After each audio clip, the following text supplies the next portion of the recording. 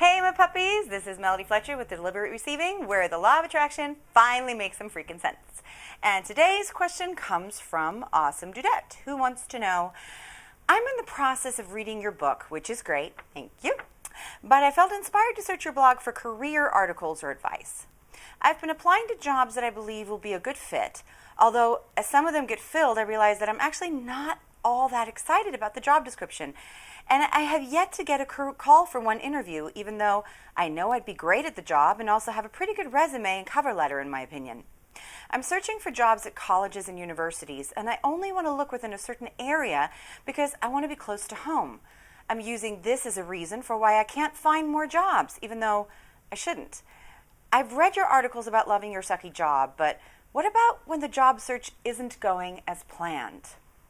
Well, Awesome Dudette, the clue is, as usual, in your question. You're doing too much planning and not enough feeling. Remember that this isn't an intellectual journey, it's an emotional one. So when you say that you're applying for jobs that you think you'd be good for, but that you're really not that excited about, this is at the crux of the issue.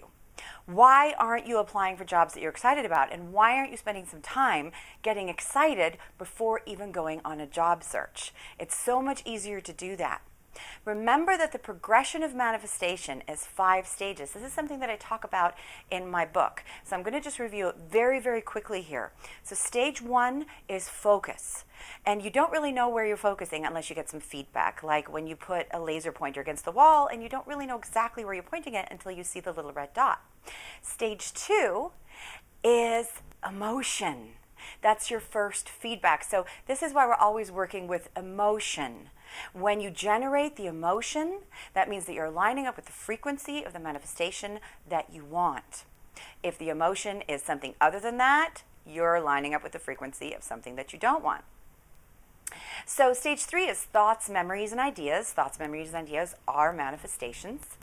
And so when a thought pops into your head that feels a certain way, that lets you know that this is what you're lining up with something that feels like that.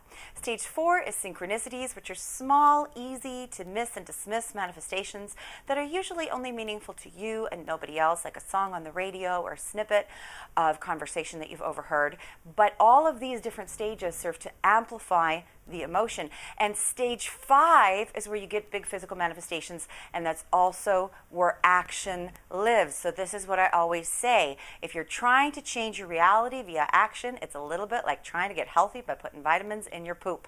It's too late in the process. It's too late in the progression. So what you want to do first of all is start to focus on something, anything, doesn't have to be job related, that actually gets you excited.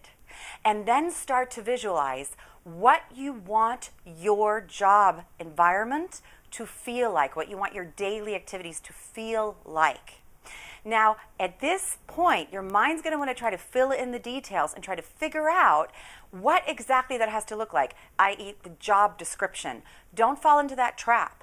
You're always going to be wanting to focus on generating the emotional state. So don't let your mind jump in there and try to fill in the gaps. So as you then get that progression going, manifestations will come in, but you want to watch your expectations. Because if your expectations are too specific, in other words, it has to be in this industry or it has to have this job description, then you are limiting what you are able to manifest, because the manifestations are going to want to come in that match the progression you've started, and you're not going to recognize them because they're not going to fit that very specific expectation that you've got. So look for things that feel the way that you want them to feel, and then trust them. Trust those manifestations. That's the path opening up. And oftentimes, because your mind doesn't have the capability to actually come up with the exact job description that's going to be amazing for you, you're going to not want to miss that, and it's not going to look exactly the way that you might think or might expect it to look. So you want to be open to all possibilities.